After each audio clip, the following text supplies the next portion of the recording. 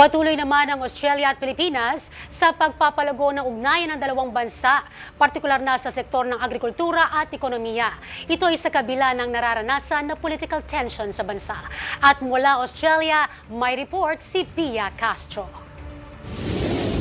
Ekonomiya muna bago ang politika. Yan ang panawagan ng Australia-Philippines Business Council. Ayon kay APBC President Rafael Toda, maraming foreign investors ang interesadong mamuhunan sa bansa. Kaya dapat pangalagaan ang reputasyon ng Pilipinas bilang nagkakaisa at maayos na bansa. Dagdag pa ni Toda, magandang timing ang lumalakas na ugnayan ng Pilipinas at Australia.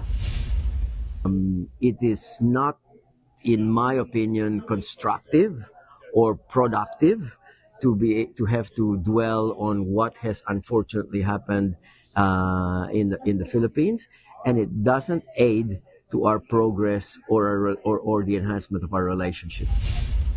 Bukod sa infrastructure, tourism at mining, pursigido din ang ilang Australian companies sa sektor ng agrikultura. Maliban sa pagsusulong sa food security, ang mga makabagong teknolohiya sa pagsasaka ang tutugon sa bumababang agriculture workforce natin. Sa datos ng Department of Agriculture, 57 years old na ang average age ng mga magsasaka. Ibig sabihin, maituturing aging population na ang mga farmer. Solusyon ng DA ang pagsulong ng smart farming.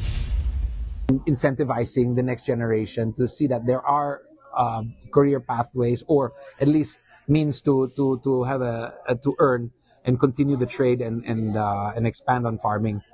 As you know nowadays, I mean, there's a little bit of a dent in the next generation in terms of farming. Mechanization, no? Mechanize natin ang sa pagsasaka. Nag-i-introduce tayo nung tinatawag natin na precision o smart farming. Ibig sabihin, yung iba gumagamit na ng drones.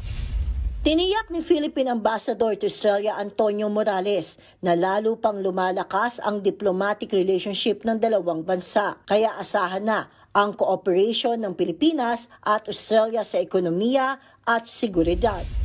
The Australian government has always been open to working with us, whether in international fora or bilaterally in terms of development assistance. Nito lamang Marso, sinabi ng Department of Finance na nakatanggap ang Philippine government ng halos 2 billion pesos grant mula sa Australia. Ginamit itong pagsuporta at pagpapalago sa small and medium-sized enterprises. Mula dito sa Australia, Pia Castro, IBC News.